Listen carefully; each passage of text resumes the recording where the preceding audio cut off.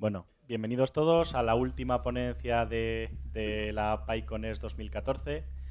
Para el cierre contamos con los chicos de Bugoró, Samuel y Roberto, que por cierto se me ha olvidado el nombre de vuestra charla.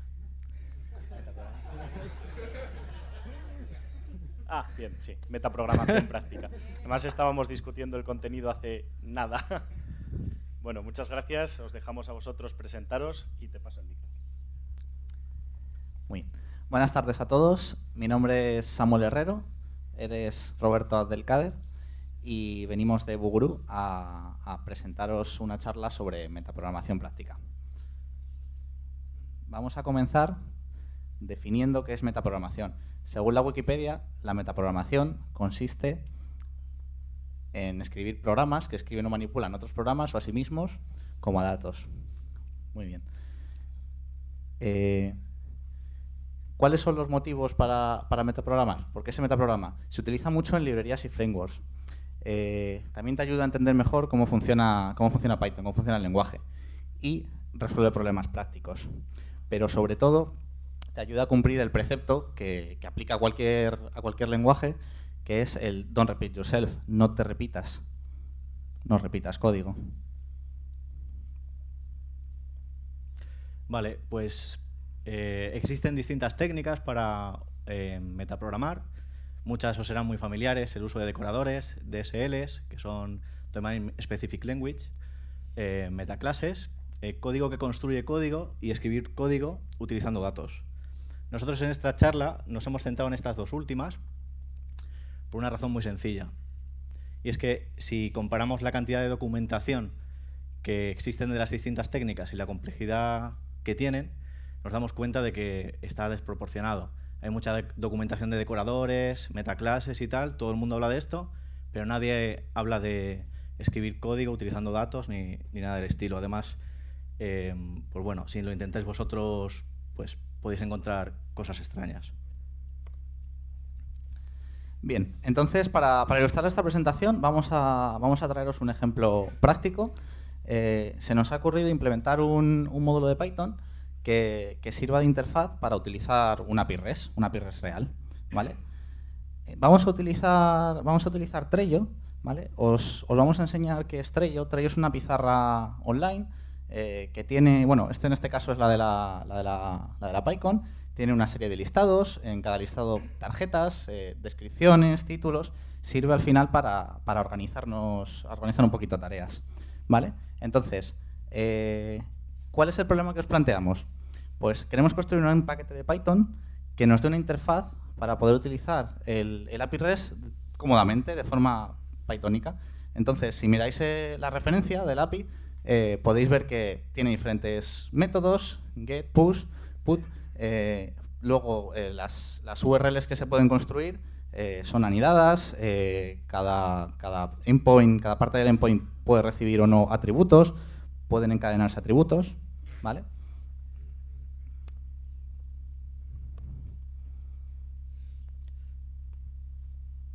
Vale. Si vemos algunos de los ejemplos que os ha enseñado Samuel, lo que os decía, es muy sencillo de ver. Lo primero es el verbo HTTP que se va a utilizar, un get en este caso. Después es la versión de la API de Trello, que está por la versión 1. Luego distintas acciones, variables, etc. Un poquito de todo. Lo que os vamos a proponer son 3 interfaces distintos que podría adoptar nuestra librería para interactuar con el usuario. Este es el primero de los ejemplos, de los interfaces propuestos, el más sencillo de todos. Tiene simplemente un método por verbo. Este sería el método get, tendría un método post, un método put, etc. Y aceptaría un argumento que es la URL de la API donde queremos hacer la petición.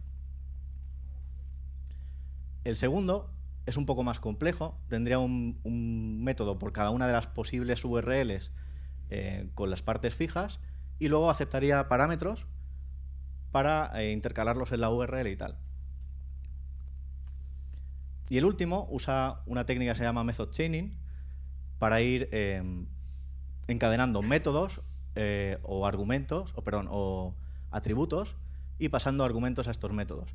Y al final tendría un método que sería el que ejecutaría ya la petición final, un get o un post o lo que sea. Y bueno, ahora os toca decidir con cuál os quedáis. No sé cuál os gusta más, el 1, el 2, el 3. 3. ¿Estamos de acuerdo en que preferís usar el 3? ¿Nadie le prefiere el 2, seguro? ¿Hay premios si decidís otro? ¿No? Pues muy bien. Hemos elegido el 3, nosotros también. Los inconvenientes que tiene el 1 pues son obvios. Al final te tienes que conocer perfectamente cómo funciona la API y bueno, no se valida nada. Simplemente pues le metes ahí a chorrón la URL y vamos, para adelante. Y además, si vais a hacer eso, no os molestéis porque hay una librería buenísima, se llama Request, que hace eso. Además, tiene el mismo método. Perfecto.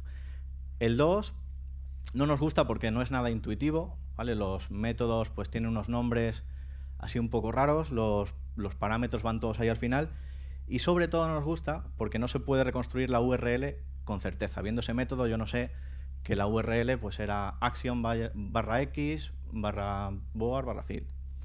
Y el 3 sí que nos gusta, porque nos parece muy intuitivo y además nosotros creemos que es la manera más pitónica de hacer todo esto. Así que lo que vamos a hacer es desarrollar la solución número 3. Vale, entonces, para la solución número 3 vamos a pensar ahora en las posibles implementaciones que podemos hacer, ¿vale? Entonces, hemos propuesto 3, igual que antes. La solución A consiste en programar todos los métodos y sus posibles variaciones, bastante obvio. La solución B sería implementar una interfaz libre que permita hacer cualquier tipo de petición, pero incluyendo también peticiones inválidas. Y la solución C sería implementar el mismo interfaz libre, pero que permita solo hacer peticiones válidas.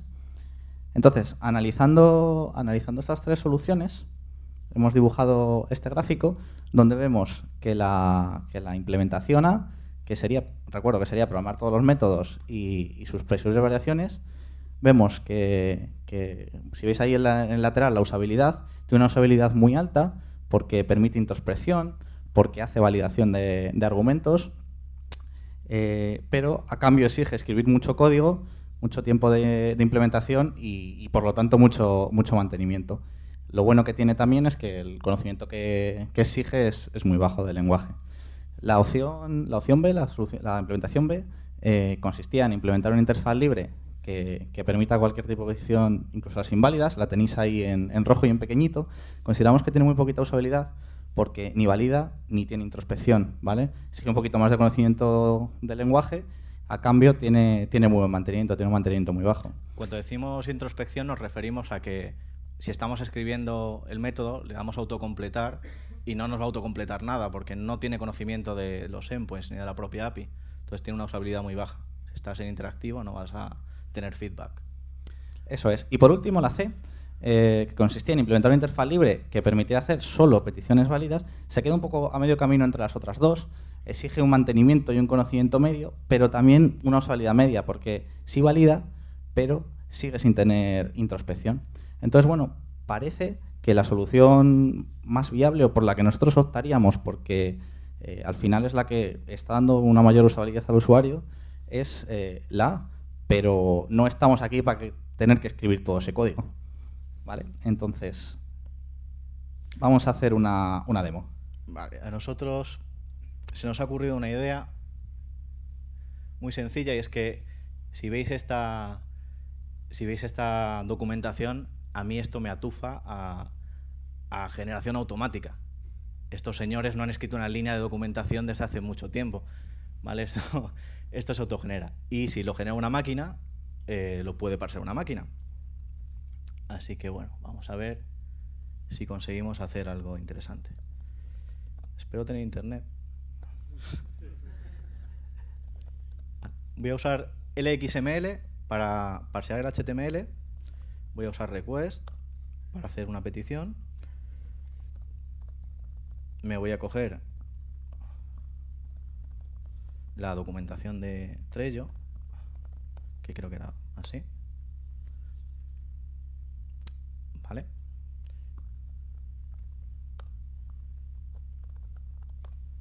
Maravilloso HTML, os gusta a todos, no sé. Ahora lo paseamos.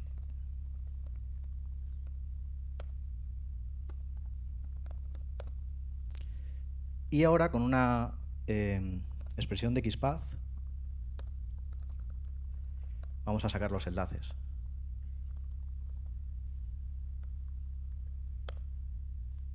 Vale. Bueno, no es nada del otro mundo, pero ¿qué pasa si cogemos esto, lo limpiamos un poquito y con estas URLs intentamos mejorar lo que ya teníamos? Pues bueno, si cogemos, por ejemplo, el interfaz C, que está a medio camino de todo, y los datos que hemos sacado de aquí, y lo mezclamos un poco, lo que nos va a pasar es que vamos a crecer en usabilidad, porque toda esta información nos va a ayudar a crear una estructura de datos que pueda tener introspección, que se pueda autocompletar, etcétera. Vamos a tener un mantenimiento mínimo, porque el script nos lo va a hacer todo, nos va a sacar toda esta información y nos va a generar código. Y todo esto solamente a cambio de ganar en conocimiento, ¿vale? Tenemos que conocer más el lenguaje, tenemos que ser un poquito más pros, pero tenemos ya casi todo hecho. Así que lo que vamos a hacer es implementar la opción C. Eso es. Entonces, para implementar la opción C, os voy a introducir un par de técnicas antes de comenzar un pequeño desarrollo conceptual, ¿vale? La primera técnica consiste en... Vamos a necesitar una estructura de datos, ¿vale? Hemos decidido que esa estructura de datos sea en forma de árbol porque bueno, al final representa bastante bien el modelo que estaba en la documentación de la API, en el cual los nodos de ese árbol van a ser los endpoints y las hojas van a ser los métodos HTTP a los que llamaremos, ¿vale? Entonces, ahora mi compañero os va a enseñar el ficherito de endpoints. Vale, lo que hemos hecho es, igual que he cogido y con el IPython me he picado todo esto, me he hecho un pequeño script que después de esto me lo ha parseado, me lo ha cortado y me ha creado una estructura anidada de diccionarios, con toda esta información y me genera un fichero API. El script es este, ¿vale? No tiene gran cosa, un poquito de docstring y tal, y al final lo que os decía. Ahí va. Vale, cogemos todo esto e imprimimos por pantalla. Endpoints igual, pprint del ptry. Si esto lo ejecutamos, pues explota.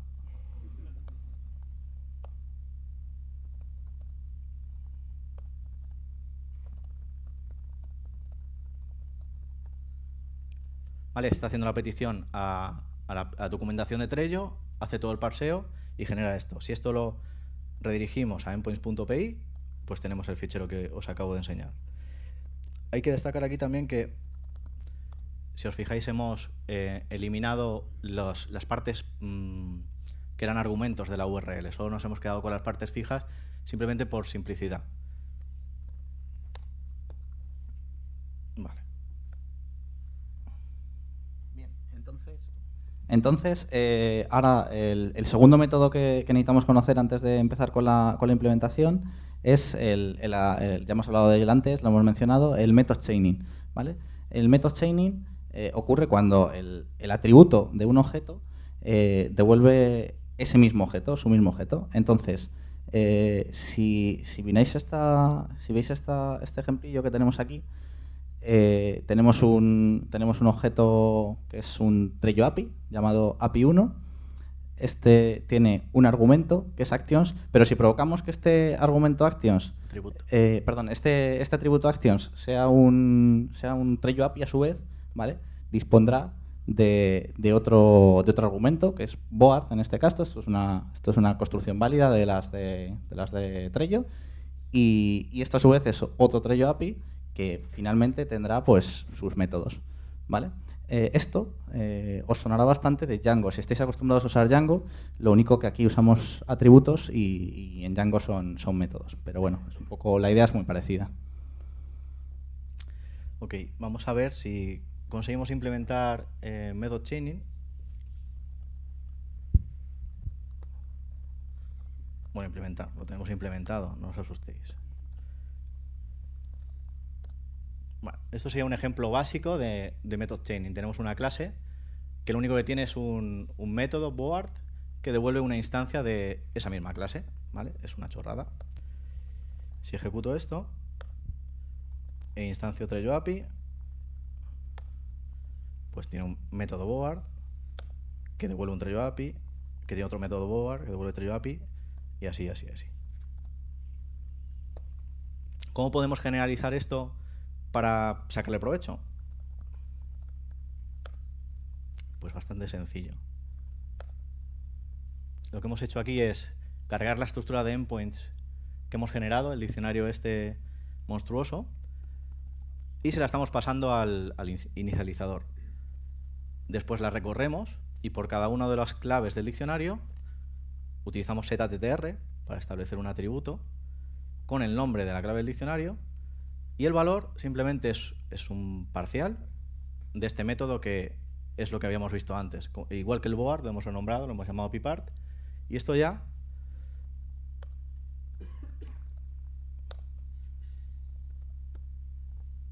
tenemos que instanciarlo pasándole los endpoints. ¿Cómo es esto?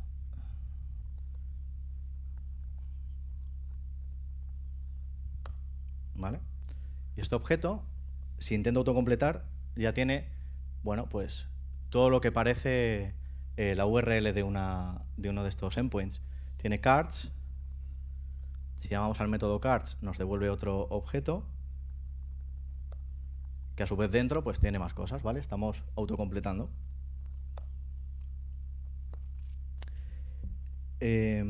Vale, lo único que, bueno, no os lo acabo de enseñar, pero ¿qué nos faltaría aquí? Nos faltaría implementar los métodos finales de get, post, todo esto.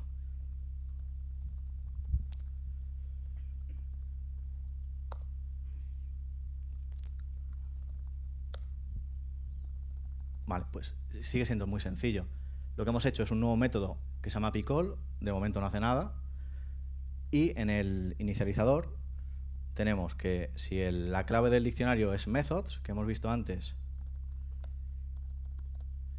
que era una lista de, bueno, perdón, es un set con put, delete, get, los métodos aceptados por ese endpoint, lo vamos recorriendo y hacemos lo mismo, otro partial del método picall.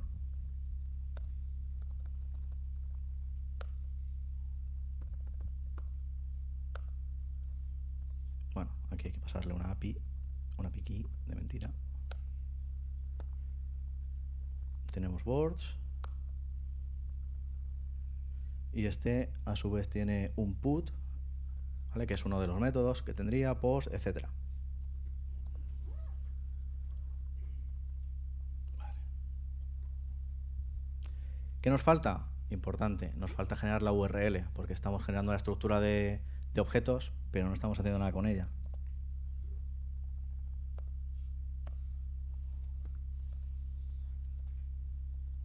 Bueno, se empieza a complicar, no os preocupéis. Primero, ¿qué hemos hecho aquí? A ver, un segundín. Hemos cambiado el init y hemos añadido un par de argumentos muy importantes. Hemos añadido parent, que es el objeto padre que instanció, se lo vamos a ir pasando para poderlo resolver hacia atrás los componentes de la URL, y hemos añadido un argumento arg, que será uno de los argumentos, o sea, cuando queramos meter un argumento dentro de la URL, pues instanciamos y a instanciar le pasamos el argumento. Y entonces esto lo guardamos y ya podemos construir la URL. El método API call, que antes no hacía nada, ahora lo que está haciendo es coger de request el método con el nombre, con el mismo nombre que tenga el verbo. Por ejemplo, sería un get, pues cogería de request, cogería el método get y lo llama con la URL que la está sacando de la property URL. Esta property la acabamos de escribir y lo que está haciendo es, una vez que me piden, oye, ¿cuál es tu URL? Va resolviendo hacia atrás, va pidiendo las URLs de los padres y al final construye un churro. Vamos a verlo.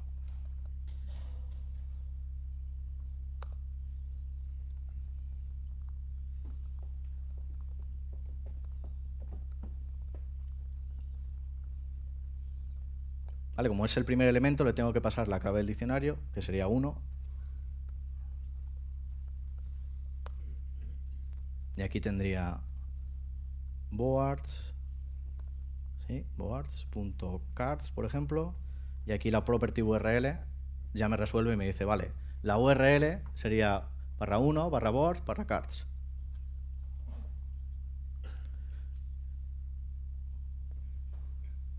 Bien, entonces tenemos una primera aproximación, pero todavía difiere de la implementación ideal. ¿En qué difiere? Si os fijáis, en nuestra implementación actual podemos llamar a actions, podemos pasarle argumentos, ¿vale? Podemos concatenar al final, gracias al method chaining, diferentes partes del endpoint, pero según la ideal podríamos hacer cosas como la que veis. El último de los argumentos no está instanciado, ¿vale? Ahora mismo nosotros no podemos hacer eso, siempre tenemos que instanciarlo para que funcione. Y tampoco nos permite esta aproximación recibir múltiples argumentos en un mismo punto del endpoint. Entonces, solo estábamos, si os recordáis, solo estábamos utilizando un argumento, solo estábamos pasando un argumento. Entonces, vamos a ver cómo podemos mejorar esto. Vamos a darle otra vueltecita. Vale, antes de implementar el siguiente paso, os voy a introducir la siguiente técnica que vamos a emplear, que es el método call. Este método call es una función mágica de Python que lo único que hace es ser llamado cuando el objeto que ya está instanciado se intenta utilizar como una función. Entonces, si os fijáis en el ejemplo, la línea de arriba hace exactamente lo mismo que la de abajo. En el momento que actions se intenta utilizar como una función, se le pasándole el argumento, sería exactamente igual a utilizar el // call pasándole el mismo argumento. ¿Vale? Entonces, con esto vamos a dar una vueltecita. Vale. A ver. Sí.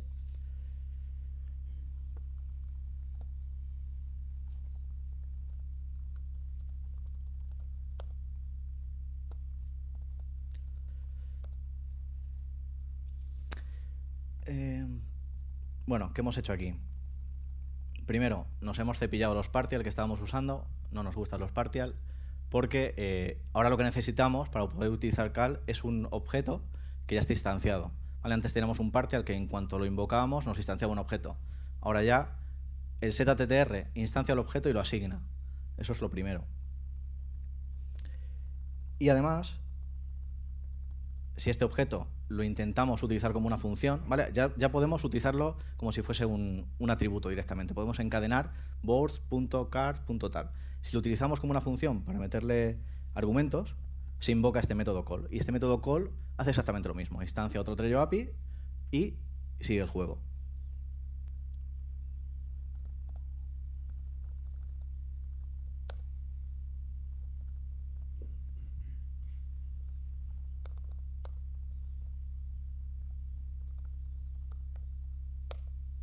Bueno, entonces, autocompletamos.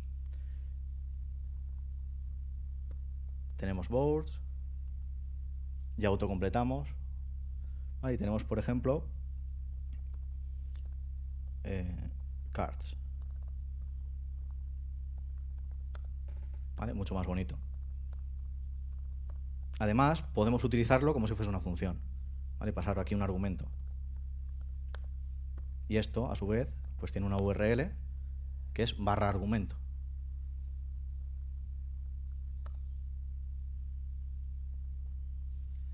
Vale, de acuerdo. Entonces, ¿qué nos ha aportado introducir el // call? Ya no necesitamos instanciar los endpoints que no tengan argumentos. Bien, es un problema que teníamos antes. Y además podemos pasarle argumentos, varios argumentos al mismo endpoint. No exactamente de la misma manera que teníamos que habíamos pensado el interfaz ideal, pero es una buena aproximación. Lo malo que tenemos es que tenemos un efecto secundario y es que podemos construir URLs como la del ejemplo, permitiendo que ni actions ni car lleven argumentos, ¿vale? Y ahora mismo eso nos está validando y construye una URL que es inválida porque en la segunda documentación de Trello, actions siempre tiene que llevar un argumento en ese punto y car tiene que llevar un argumento. ¿Vale? Bien. Bueno, ¿qué hemos conseguido con esto? Fácil. Hemos cogido la documentación, hemos generado ahí un churro y tenemos una especie de objeto que podemos instanciar, podemos recorrer y funciona de forma dinámica. Se parece bastante, pero todavía no estamos ahí. Sin embargo, ya es usable. Esto lo podéis usar y si le habéis dicho a vuestro jefe, por ejemplo, que tardéis una semana, ya podéis estar el resto de la semana jugando ahí a la serpiente en el Nokia o al Flappy Bird o lo que queráis. Pero bueno, nosotros somos buena gente, queremos a nuestro amado líder y no vamos a hacer esto. Así que lo que vamos a hacer es intentar mejorar lo que ya tenemos. ¿Vale? ¿Cómo podemos mejorarlo? Pues vamos a trabajar en esos 3 puntos. Vamos a trabajar en la validación de los argumentos, en documentación, que de momento no tenemos, y en aumentar la legibilidad. Ahora veremos cómo. Entonces, vamos a abrir otra vez el listado de endpoints. Vamos a intentar añadir, si nos metemos en un endpoint, vemos que los endpoints tienen una documentación extendida. Esto estaría guay pues meterlo en nuestra documentación de nuestra pequeña librería. Entonces, vamos a ver cómo podemos hacer eso y cómo podemos almacenar una cosa que hasta ahora no estamos haciendo, que son los parámetros, ¿vale? Que habíamos dicho que lo habíamos dejado de manera simplificada, sin almacenar, y vamos a ver cómo podemos almacenar esas 2 cosillas y tratar con ellas. ¿Vale? Ya os adelanto, en principio, que la documentación vamos a utilizar el /doc para ello. A ver. Vale. Bueno, primero vamos a echar un vistazo a lo que tenemos. Esto está muy bien, pero esto no se escala, ¿eh? Esto, si queremos coger la documentación de la página web y enchufarla aquí, esto, bueno, no va a haber un Dios que lo lea. Así que vamos a buscar una manera alternativa de hacer esto.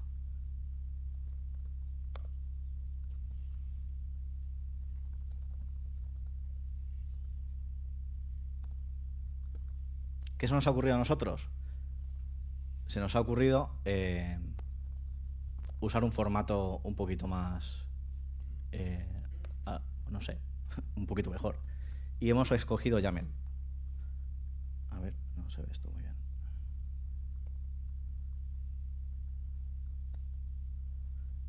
No os asustéis con esto. A ver. Vale, esto es un YAML en el que hemos generado, haciendo una modificación a makeEndpoints, el ficherito que hemos hecho antes. Y si os fijáis, se ve mucho mejor la estructura de árbol, /1, que dentro tiene actions, que dentro tiene, ahora sí, un posible atributo que es idAction. Vale, los atributos los estamos marcando con un guión adelante y atrás. Que tiene los métodos get, put y delete. ¿Y qué es este chorizo que hay aquí infernal? Pues no es otra cosa que la documentación que hemos sacado de la página en base 64. ¿Por qué está en base 64? Porque así no se me confunde con el YAML y no estorba tanto. ¿Vale? Pues sigue siendo un chorizo infernal, pero no estorba. El único sentido que tiene es legibilidad. Si un humano y ve esto, pues simplemente la documentación la hemos dejado apartada y no la mostramos para no confundirla con el resto de la estructura. Vale, esto no ha cambiado mucho. Lo único que estamos haciendo ahora es que, además de sacar los enlaces que estábamos sacando antes, los visitamos. Visitamos el enlace, cogemos el trozo de documentación, lo serializamos, lo guardamos todo y ahí lo tenemos. ¿Y qué hemos hecho en nuestro fichero de API? A ver, volvamos a poner esto más grande. Vale, nuestro fichero de API ahora, una vez que se inicia, deserializa este endpoints.yaml, lo carga en una constante endpoints, y cuando lo estamos utilizando aquí, estamos desempaquetando esta información y la estamos asignando al método get o al método post o al que sea, pero en el /doc. ¿Vale? Así, cuando se construye el objeto dinámicamente, ¡pum!, se mete la documentación. Además, como ya tenemos disponibles los argumentos, lo que vamos a hacer es validarlos. Vale, y ahora en el call pues tenemos este código para validar, que lo único que hace es que simplemente pues mira que tenga que estar el argumento que está. Si os fijáis, estamos usando KWArgs, ¿vale? Porque nos interesa que el nombre sea el correcto, que no nos pasen un 3 directamente, sino que digan board ID igual a 3. Además, para aumentar un poquito la legibilidad, le hemos hecho la función de representación para que vaya mostrando la URL que se genera con la query. Y bueno, tiene esta pinta.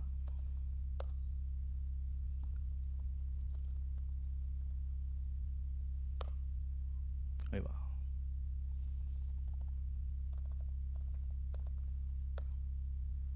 Tenemos un boards, tenemos un cards, no tenemos un cards. ¿Por qué no tenemos un cards? Porque nos falta un argumento. ¿Vale? Nos está validando o no está construyendo el cards. Aquí le podemos pasar un board ID igual a 3.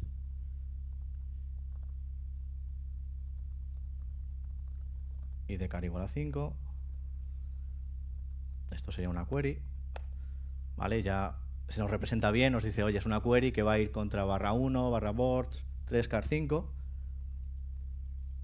Y esto a su vez pues tiene un método get, ¿vale? Es el único que me deja autocompletar. Y si vemos la documentación, tenemos aquí una maravillosa documentación de todo lo que hay que enchufarle para que esto funcione, o lo que nos devuelve en este caso.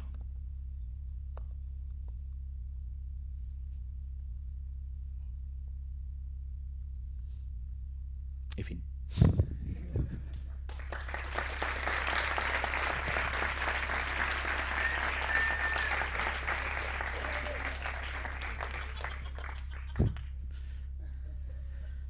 Vamos a ver, no hemos acabado del todo. Alguno podéis pensar que utilizando estos métodos o haciendo estas cosillas, estos truquillos que hemos hecho, os podéis sentir mal, que estáis intentando manipular el lenguaje a vuestro antojo. Bueno, bien, pues esto que os hemos venido a presentar no son técnicas de uso diario, no lo tenéis que usar en vuestro día a día, en el trabajo o en vuestras librerías. En el trabajo, en vuestros desarrollos, es para utilizarlo en librerías y frameworks como estas para pues lo que os hemos estado comentando, para tener una buena usabilidad, para poder estar siempre actualizado. Si, por ejemplo, nosotros intentamos, si los de Trello actualizan ese listado de endpoints, nosotros vamos a estar inmediatamente actualizados en cuanto volvamos ya a generar ese ficherito de endpoints, ¿vale? Y sobre todo recordaros que, ante la duda, cumplir este principio, ¿vale? Mantener vuestro código lo más simple posible, ¿vale? Lo más legible y entendible posible. Y bueno, pues muchas gracias por venir y por escucharnos. Ahora sí.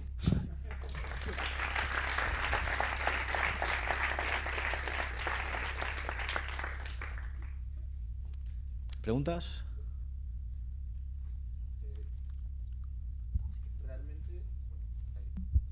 En la EuroPython se presentó otro módulo que, bueno, estos lo que hacían era tirar contra GitHub, y lo que hicieron fue usar, en vez de metaclases, metamódulos, que en la importación lo que hacían era escribir el endpoint de la API, y a partir de eso ya podías coger y hacer request con un formato específico, etcétera. Realmente, ¿cuál es la ventaja, aparte de tener la posibilidad de autocompletar, que eso viene muy bien cuando estás programando? ¿Qué es lo que debería pararnos de hacer uno que fuera genérico como aquel que...? Sobre todo el tema de la validación. Aquí cualquier error que ocurre en el código cliente antes de que la petición salga. Si haces una cosa totalmente genérica que pueda construir cualquier tipo de URL y generar cualquier tipo de salida, el error siempre va a ocurrir en el servidor, y no vas a tener el feedback hasta que realmente eso pete. Claro, pero si se actualiza la API y no estás al tanto, va a pasar lo mismo. Sí, pero bueno, para eso ya hay otros temas como versionado, testearlo, y bueno, si te cambian el server, es que no puedes hacer nada. Pero siempre vas a tener esa ventaja poder utilizar esta librería sin tan siquiera ir a Trello. No tienes ni que abrir la documentación de Trello. Simplemente con la documentación que te estamos mostrando y con la introspección puedes averiguar perfectamente cómo funciona sin visitar jamás la página de Trello. De todas formas, la URL de Trello, o sea, la API está versionada, tiene un /1 justo por eso, porque si van a cambiar algo incompatible, pues harán un /2.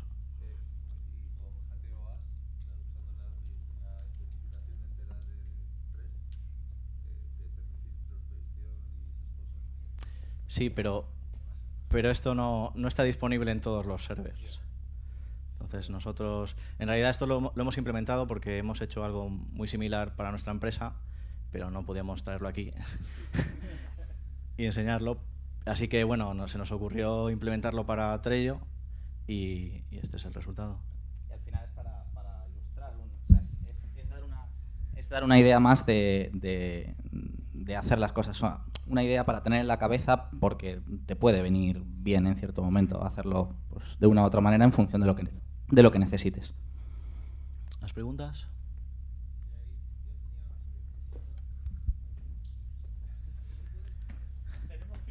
Tenemos tiempo de sobra que esto funciona y han terminado. ¿Cómo acabaríais de empujar el ejemplo para que lo que se creara fuera finalmente una clase diferente?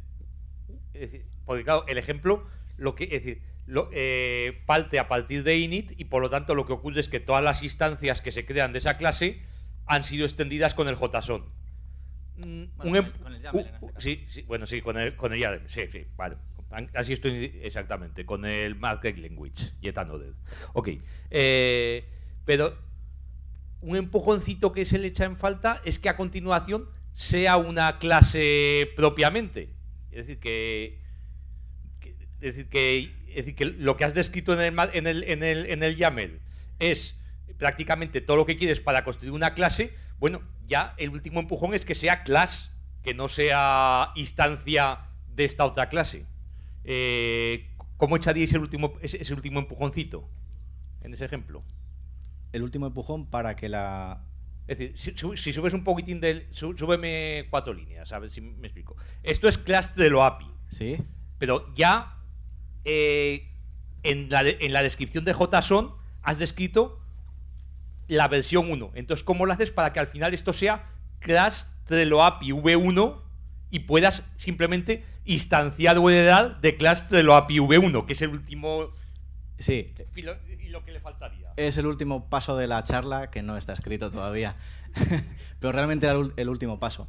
Hay varias maneras de hacer esto. La peor, más asquerosa y cerda es aquí en el último paso directamente, si os fijáis cuando instancio estoy haciendo endpoints 1 y le paso un 1.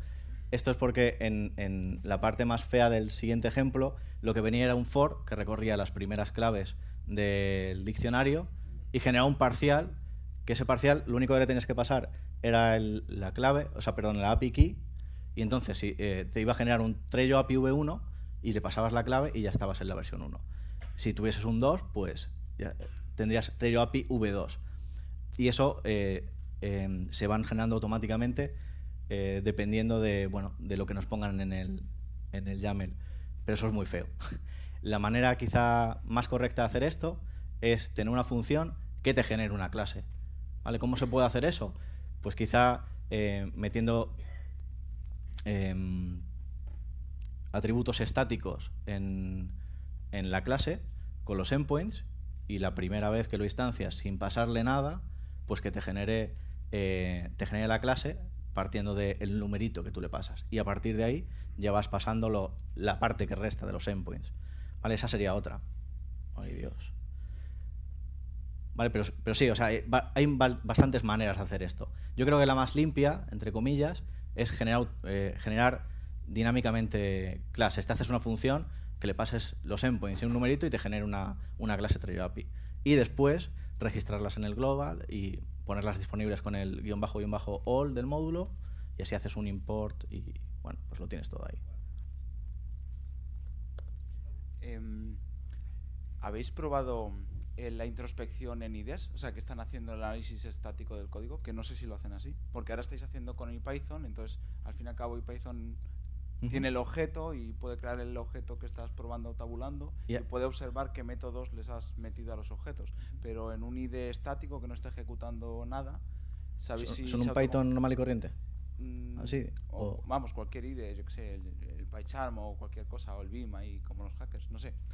Quiero decir que no sé cómo funcionan los IDEs, pero supongo que harán análisis estático del código para sacarte pues todo, en qué posición de línea está el método, qué métodos tiene, de qué tipo son los tal. No lo hemos probado, pero me imagino que esto funcionará exactamente igual.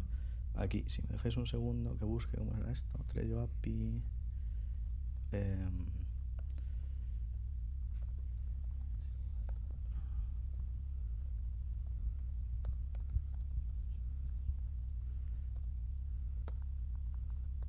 Pues no autocompleta. Pero tiene aquí en el dir. Bueno, es que el Python normal no autocompleta, me parece, ¿no? Vale. Pero bueno, hay.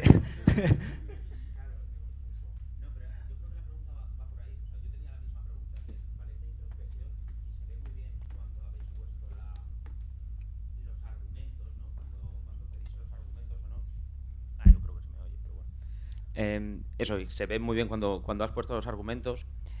Esa introspección funciona porque IPython está evaluando lo que ya llevas de expresión, si no, ni de Blas. Claro, claro. De todas formas, dir es un método mágico y se podría redefinir y le podrías hacer parte de esa introspección estática, realmente sería dinámica igual, y ponerte un flag, que no sé si lo estaréis haciendo así, no lo he visto en la implementación, en plan de esto requería argumentos, y si haces un dir de algo que requería argumentos, te dice que tararí. Y cuando por fin le has pasado el argumento, redefines dir para que te exponga solo, por ejemplo, la parte pública. Y entonces, bueno, era para responder a esa pregunta de que, bueno, los IDEs efectivamente estáticos, pues no tendrían manera de sacarlo, porque no hay nada que ver, pero en los intérpretes como este, es que no tienes autocompletar porque no te están evaluando lo que hay hasta el momento, siempre podrías redefinir dir y obtener un listado de los métodos que puedes ejecutar. Sí, pues nosotros no lo hemos hecho, o sea, no está implementado en el código, no está implementado así, pero vamos. Respecto al tema de los argumentos, si veis en la implementación que hemos hecho final, que quizás no es la mejor, la hemos hecho en un día, ¿vale? Todo esto. Entonces, se puede mejorar mucho. Nos volvimos locos aquí porque una de las cosas que queríamos hacer en call era redefinirlo dinámicamente para que realmente el único argumento que aceptase era un argumento con el nombre de lo que se puede meter ahí. Vale, por ejemplo, aquí sería id card, ¿vale? Pero esto no se puede hacer. Nos hemos enterado hace poquito de que call siempre está en la clase, no se puede redefinir en un objeto, ¿vale? Y nos hemos estado pegando bastante con esto, pero bueno, que lo sepáis por si... Lo intentamos, pero eso, descubrimos que en las New Styles no es posible. En las New Style classes, de hecho, pues eso, se mire siempre en la clase, nunca se mira en el objeto, el call. Y en las All Style classes sí. Sí, fallamos miserablemente en esto, así que, pero bueno, siempre se aprende algo. ¿Alguna pregunta más? No. Vale, pues vamos a dar paso al sorteo. Bien. Bien usted. ¿Podéis volver a poner el slide? Creo que era el tercero o el cuarto, donde sacabais al principio la de Trello, la llamada, las propuestas de llamadas iniciales. Esa. No, la anterior. ¿Esta? Esa. Esto como comentario no es realmente una pregunta. La página web de la PyCon está hecha con requests y con la primera opción. Me teníais que haber pasado la API y la habríamos hecho mucho más rápido y con la API. ¿Nada más? Lo devuelvo para el sorteo. Pues muchas gracias.